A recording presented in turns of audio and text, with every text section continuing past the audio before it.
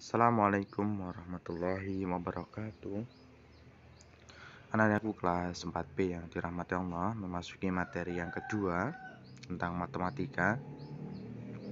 Hari ini kita akan belajar tentang mengenal bentuk-bentuk pecahan. Jadi kalau kemarin kita sudah sampai perbandingan pecahan, hari ini kita mengenal bentuk-bentuk pecahan dalam bentuk yang lebih kompleks atau lebih banyak.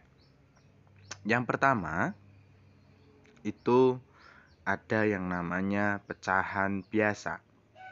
Pecahan biasa ini anandaku sudah pelajari pada materi sebelumnya, yaitu adalah bilangan pecahan yang hanya terdiri dari pembilang dan penyebut.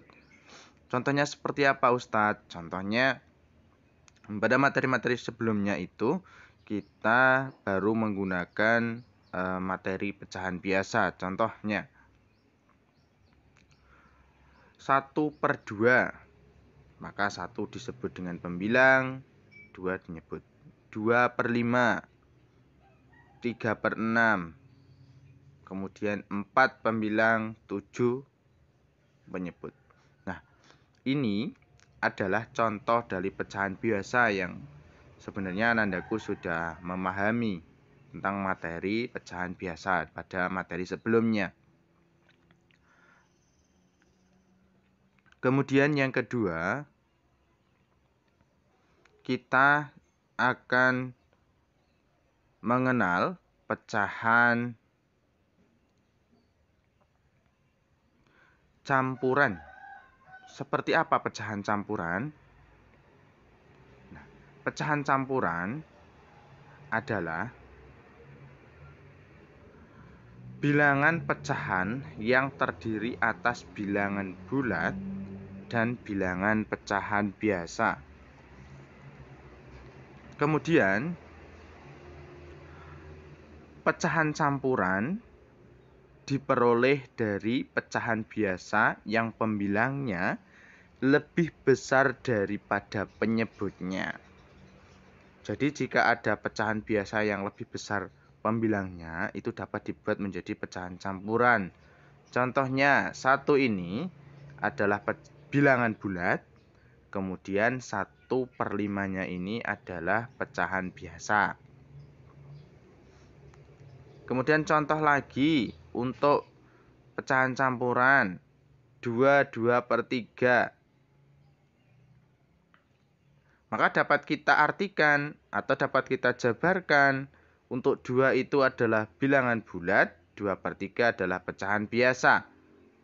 Sama dengan contoh yang kedua, 1/3/7. Juga sama, 1 adalah bilangan bulat, 3/7 adalah pecahan biasa. Sama dengan 5/1/8. Sama juga dengan 3/2/9, di mana 3 adalah bilangan bulat, 2/9 adalah pecahan biasa. Nah, maka dapat disimpulkan pecahan yang terdiri dari bilangan bulat dan pecahan biasa dengan nilai pembilang lebih besar adalah dinamakan pecahan campuran. Kemudian selanjutnya, kita juga akan nanti belajar dan kita mengenal terlebih dahulu tentang pecahan desimal. Pecahan desimal adalah pecahan yang mempunyai penyebut khusus, yaitu 10, 100, 1000, dan seterusnya. Pecahan desimal ditulis dengan menambahkan koma di depan pembilang. Jadi pecahan desimal ini menambahkan koma di depan pembilang.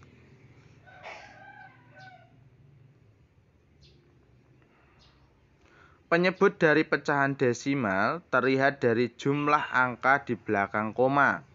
Jadi penyebut dari pecahan desimal itu terlihat dari jumlah angka di belakang koma. 1 angka di belakang koma itu nilainya adalah per 10. 2 angka di belakang koma itu nilainya per 100. 3 angka di belakang koma itu nilainya per 1000. Kita langsung ke contoh saja ya, agar lebih mudah ya. Contoh 0,5. Nah, satu angka di belakang komanya ada angka berapa? 5. Ini adalah pembilang. Kemudian 5 ini juga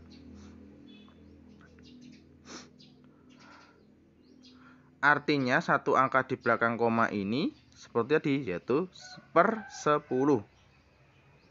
Jika kita akan menuliskan pecahan, maka pembilang per penyebut, berarti 5 per 10. Kemudian kita masuk ke contoh yang kedua, 0,25. Manakah yang disebut pembilang? Yaitu dua angka di belakang komanya. Kemudian 25 ini jika dua angkanya berarti per 100.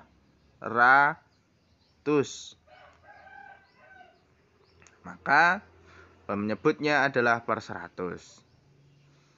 Ditulis dalam bentuk pecahannya adalah 25 per 100. Mudah bukan?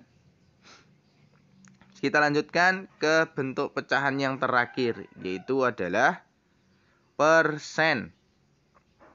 Nah, tentu tidak asing ya dengan persen.